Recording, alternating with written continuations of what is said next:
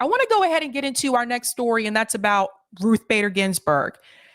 Now, I have to tell you that I've seen people on social media recently really giving a lot of credit and praise to RBG and saying that if RBG would be here, she would be upset. She would be disappointed.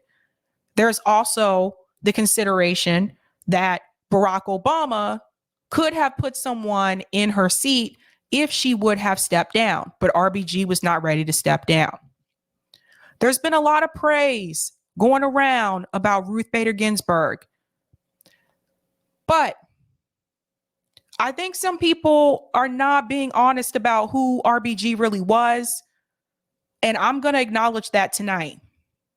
But first, I do want to play a video for you. This is a clip from Case Study QB, and they are actually having the discussion about, was it a mistake for RBG not to step down when Obama was in office? So shout out to Case Study QB for this clip.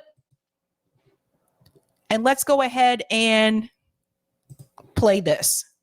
Listen to this.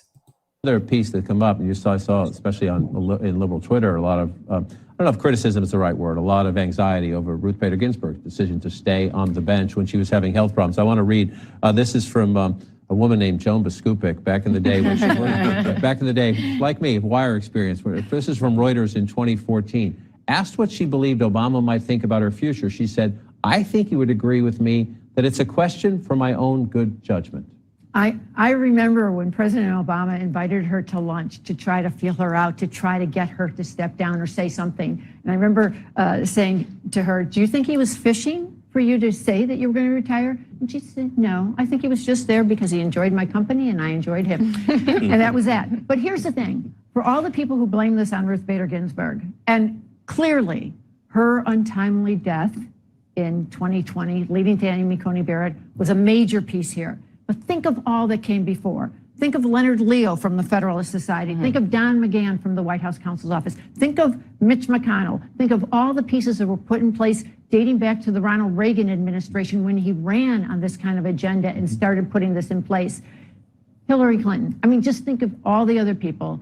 And I do think that if Ruth Bader Ginsburg had lived just a few more weeks, that, you know, she was so close. She died on September 18th. And if she had just made it to right after the election, this probably couldn't have happened.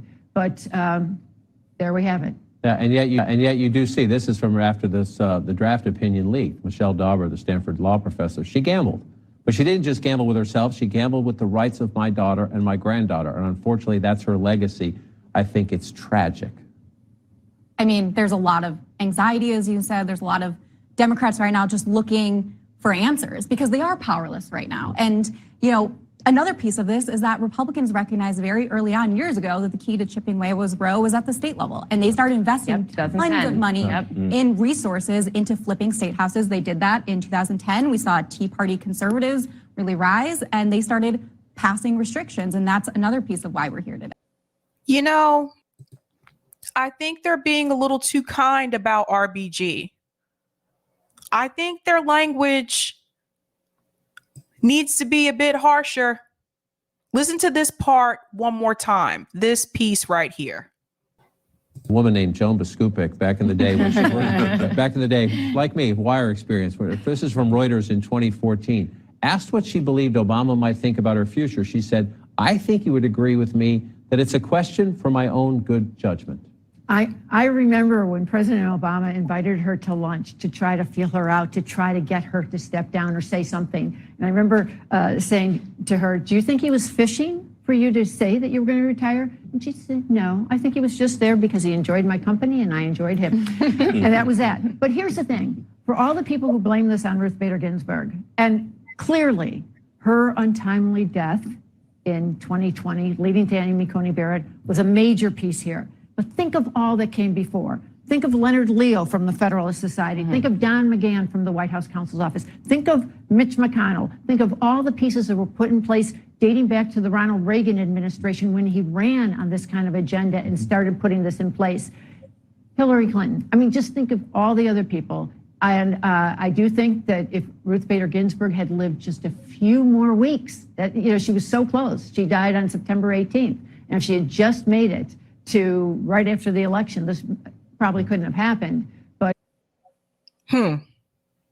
she's too nice there when talking about RBG. I'm going to tell you something that you may have not heard on other networks. Maybe you have, maybe you have not. But, you know, I like to keep it real on this show, and I'm going to keep it real with you. It was always really interesting to me, you know, especially after RBG passed away. It was interesting that here was this woman that a lot of liberals considered to be this icon, this iconic figure, a champion for women's rights.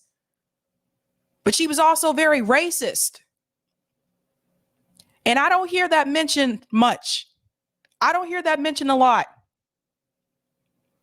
It was also interesting to me that considering the racist rhetoric that RBG had, that they were actually able to profit off of using Notorious B.I.G.'s image, putting it onto RBG and selling it as a t-shirt. They were able to profit off of a black man's image and sell that through RBG.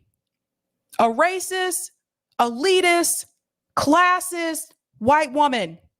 I'm going to call it out for what it is. I'm so sick and tired of seeing all these posts about, oh, if RBG was here, oh God, RBG was the greatest, the notorious RBG. No. Now, there was someone who was willing to call that out. You know, it turns out a couple of years ago, Katie Couric had an interview with RBG. And Katie Couric decided that she could not put everything into that interview, because if people heard everything that RBG said, it would not be good for RBG. People will realize she was a racist. Let's talk about it. Katie Couric edited out controversial comments by RBG on kneeling protest.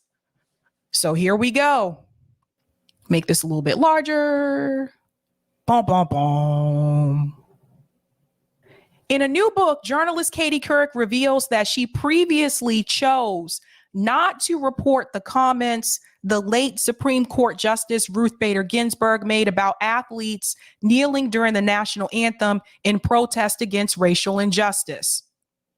In an upcoming memoir, Going There, Couric says she held back some of Ginsburg's comments from a 2016 interview to protect the elderly justice. So, again, there were things that Katie removed because she knew that if people saw everything that she said, it would not be good for RBG. So Katie Couric decided to protect RBG's image. But apparently when she came out with her memoir, she mentioned the things that were removed. Here's some of them. In the 2016 interview published by Yahoo News, Ginsburg, who died last year, was quoted as saying that the protests by NFL players choosing not to stand before games were dumb and disrespectful. The kneeling protests led by former San Francisco 49ers quarterback Colin Kaepernick were meant to call out police violence and systemic racism against Black people in the United States. What Couric didn't include in Yahoo News interview was Ginsburg saying that athletes protesting in this way were showing a contempt for a government that has made it possible for their parents and grandparents to live a decent life, which they probably could not have had in the places they came from. I'm going to say this again. Ginsburg saying that athletes protesting in this way were showing contempt for a government that has made it possible for their parents and grandparents to live a decent life, which they probably could not have lived in the places they came from. What the hell is she talking about? A decent life? Their parents and grandparents? My grandparents didn't live a decent life in this country. My grandparents came from Jim Crow South. They moved north to get away from the Jim Crow laws and to be able to get a job where they could make more money. What is she talking about?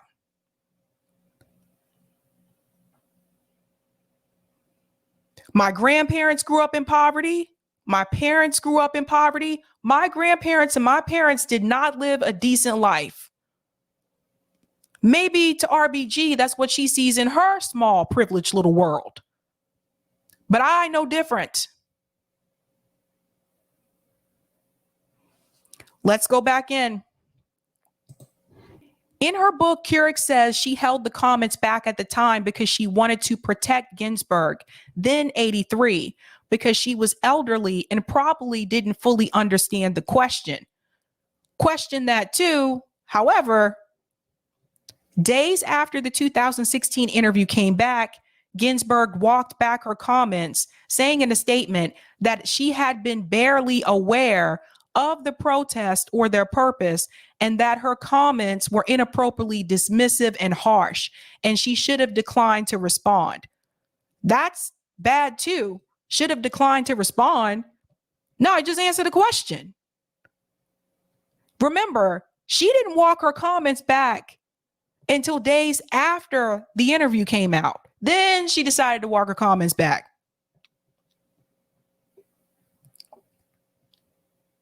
This is terrible. That's just one example, you guys. This is just one example. But there were problems with RBG. Now, Katie Couric had the guts to put some of those things in her memoir. But I want to show you this is a problem. Now, I want to know, why is RBG using, or why are they using the Notorious B.I.G.'s image on RBG? You know, I never did like that phrase. I never did like it. When people started calling her the Notorious RBG, I'm like, no, that's from Biggie Smalls. He was the Notorious B.I.G. You don't take his crown and put it onto this woman's image and make a profit off of it. This is what they did. This is for sale.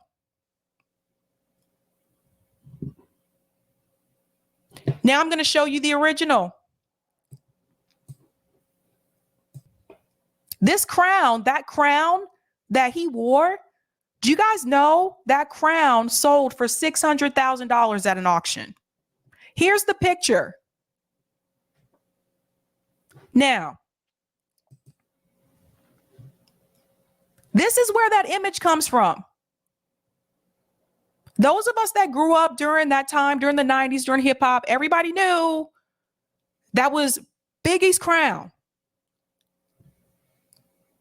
This picture is pretty infamous. You also see this picture if you've seen it's the Marvel Luke Cage. If you watch Luke Cage on Netflix, this picture is in the office. And there's symbolism that goes with that. I don't want to give too much away because I want to tell the story. This is the Notorious B.I.G.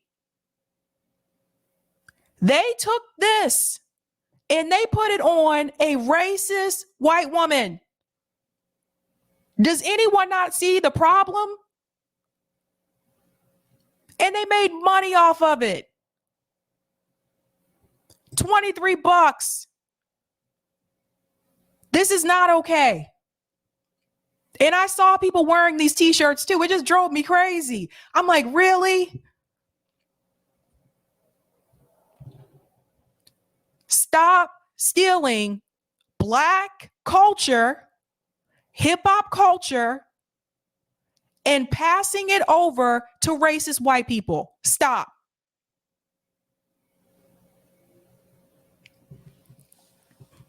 Now I'll let this one end with this one because that's who's supposed to have it on. That's who's supposed to have the crown on.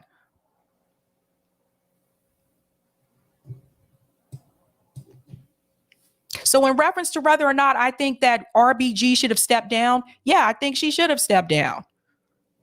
This goes back to term limits. This goes back to those lifetime appointments. I don't think these justices should have a lifetime appointment. I think there should be term limits on the Supreme Court, Congress, and in the Senate.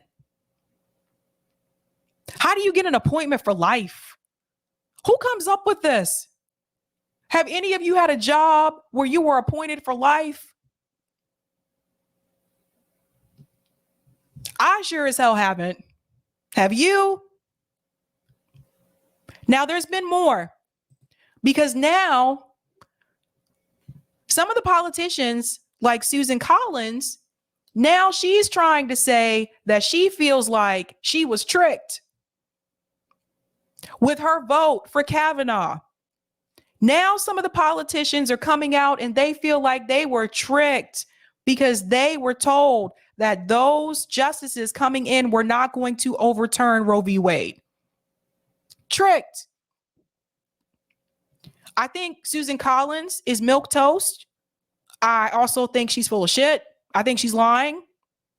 I think she's trying to cover her own ass. But Case Study QB has a video about that here. Let's listen to what they had to say. Let's check it out. Right across the country, you have some of the fallout here in Washington. Susan Collins, Republican senator of Maine, says she's disappointed. She's upset. She thinks that Brett Kavanaugh and Neil Gorsuch, for that matter, misled her, I think is her word. And you have some Democrats saying this is the reason we need to expand the court. Or Alexandria Ocasio-Cortez says, you know what? If Gorsuch and Kavanaugh lied or misled a senator, maybe they should be impeached. We had two conservative senators in the United States Senate, Senator Manchin and Senator Collins, come out with a very explosive allegation that several Supreme Court justices misled them during their confirmation hearings and in the lead up to their confirmation. This is a crisis of legitimacy. I believe lying under oath is an impeachable offense. You can understand the frustration among liberals, progressives, but is the any mood in Congress to impeach, any mood in Congress to take up the court, expanding the court? Right now, the Democrats don't have the votes, period, right? No, they do not. There's a lot more energy in getting more Democrats in the U.S. Senate and keeping the House majority than there is in, adding more Supreme Court justices to the court at this point. That's something that, they feel like they can control, is getting more people out to vote. Oh, yeah. She said the quiet part out loud. Yes, she did. So first of all, for AOC to come in and say, oh, well, they were tricked. You expect me to believe Susan Collins was tricked? You've been a politician for how long? And I'm supposed to believe you fell for the okie doke. They were conservative coming in. Why do you think Donald Trump appointed them? You knew what they were brought in to do. I was tricked. Maybe you shouldn't be a politician then. And you have some Democrats saying this is the reason we need to expand the court. Or Alexandria Ocasio-Cortez says, you know what? If Gorsuch and Kavanaugh lied or misled a senator, maybe they should be impeached. Misled them. We had two conservative senators in the United States Senate, Senator Manchin and Senator Collins, come out with a very explosive allegation that several Supreme Court justices misled them during their confirmation hearings and in the lead up to their confirmation. This is a crisis of legitimacy. I believe lying under oath is an impeachable offense. AOC, You cannot believe this. I don't buy it. You went to Boston University. I worked at Boston University. You studied international relations and economics. You worked for Ted Kennedy. There is no way I'm buying this. You cannot believe this. You cannot be that dense and that naive to think that these politicians who have been in office for years actually were misled.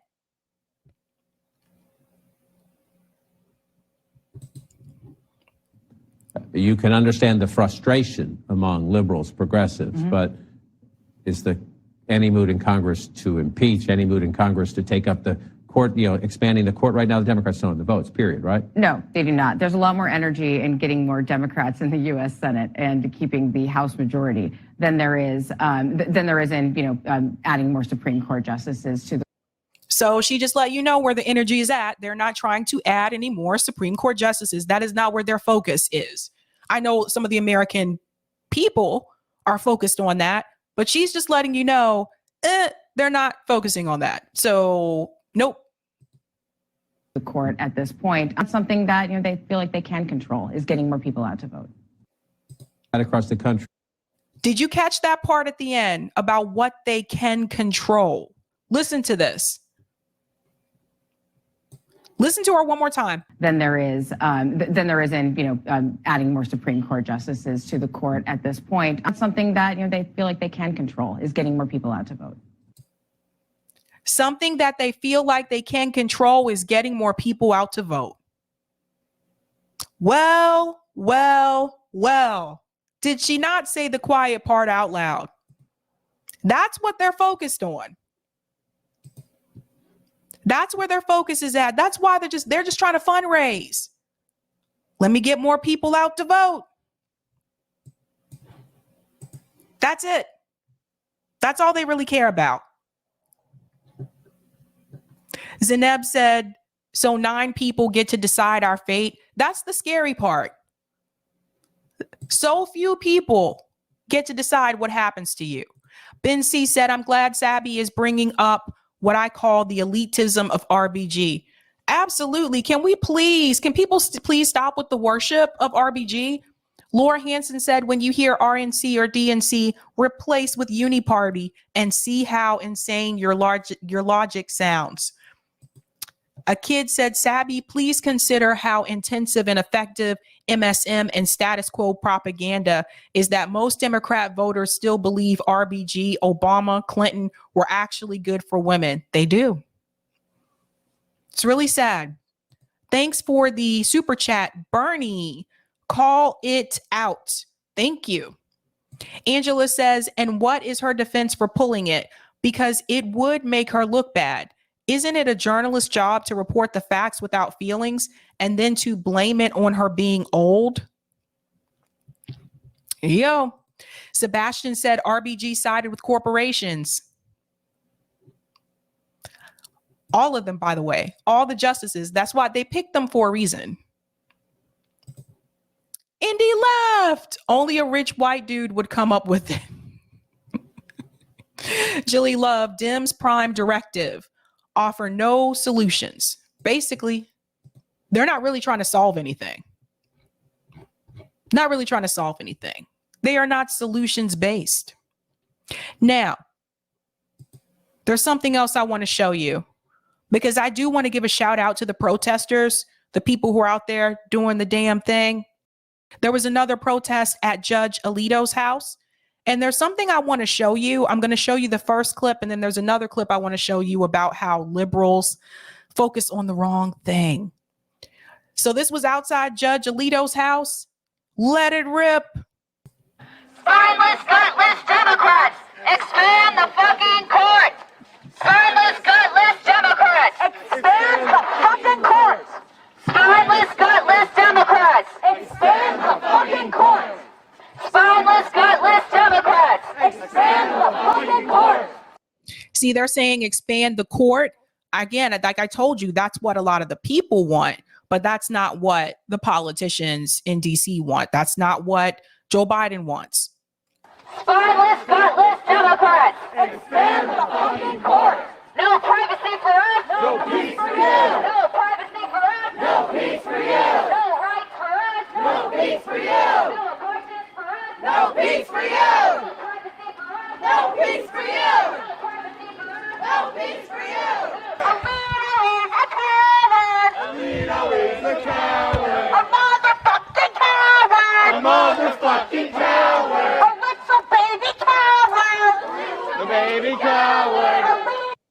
I just want to pause it here. See all the protection that Judge Alito has outside his house. You guys see this? They're protecting him. Again, the police protect capital. This is wealth. They're protecting wealth. Let me tell you something. If you or I were threatened, if we had people protesting outside our house all the time, do you think the cops would show up and protect us like that? No. There we go. Your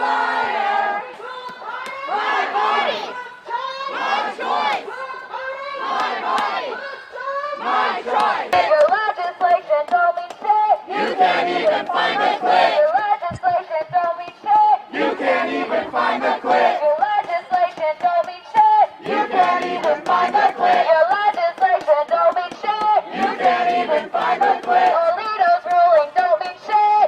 You can't even find the clip. Fuck you, Alito. Fuck you, Alito. Fuck you, Alito. Fuck you, Alito. Fuck you, SCOTUS. Fuck you, SCOTUS. Fuck you, SCOTUS. Fuck you, SCOTUS. Fuck you, Alito. Fuck you, Alito. Fuck you, Kavanaugh. Fuck you, Kavanaugh. Fuck you, Thomas. Fuck you, Thomas. Fuck you, Barrett. Fuck you, Barrett. Fuck you, Gorsuch. I just want to give a shout out to the men who are out there marching with the women. I really do appreciate the solidarity. I really do appreciate that. Now, there's another part of this protest that I do want to show you where one of the neighbors, I guess, was somewhat offended. Surprise, surprise. And I want you to hear what she says. Here we go. Let me start it back. Now, here comes the neighbor.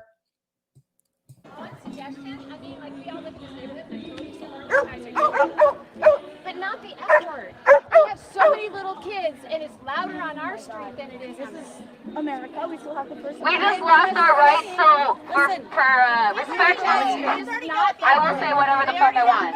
Little kids need to know how fucked up the world is. So that neighbor, she went up to them and said, "Can you please not use the F word?" Really? Really, woman? With everything going on, you went up to them and asked, "Oh no, I feel like they should say whatever they want." Here's the liberal. Where's she at? Let me bring her back.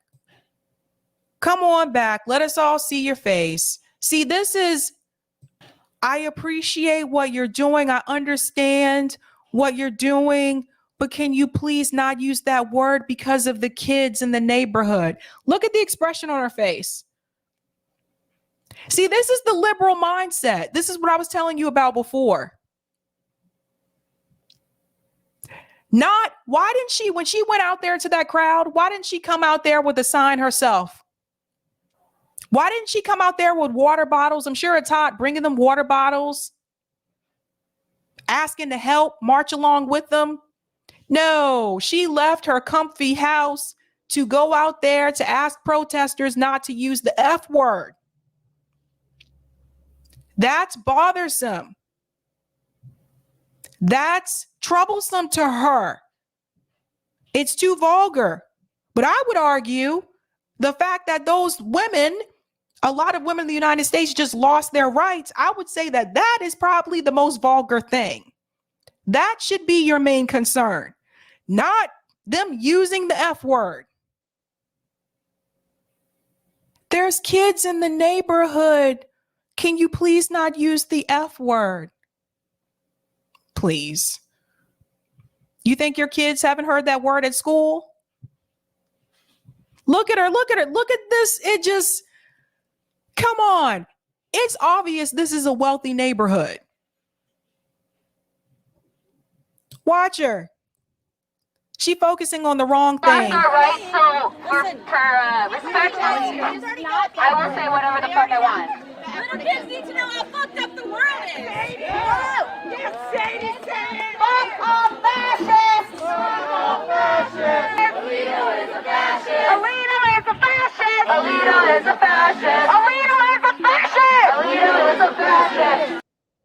So her asking them not to use that word just made them use the word more. And that's that. And we need to have more protests like this happening across the country. God, my child's ears. We can't let the kids hear the word. I had a friend she used to clean houses. She did it for like extra money. And one of the things that she said to me is that you'd be surprised. Like some of these rich people, she said, they're just very unhappy people. She said, you'd be surprised what you see in their house.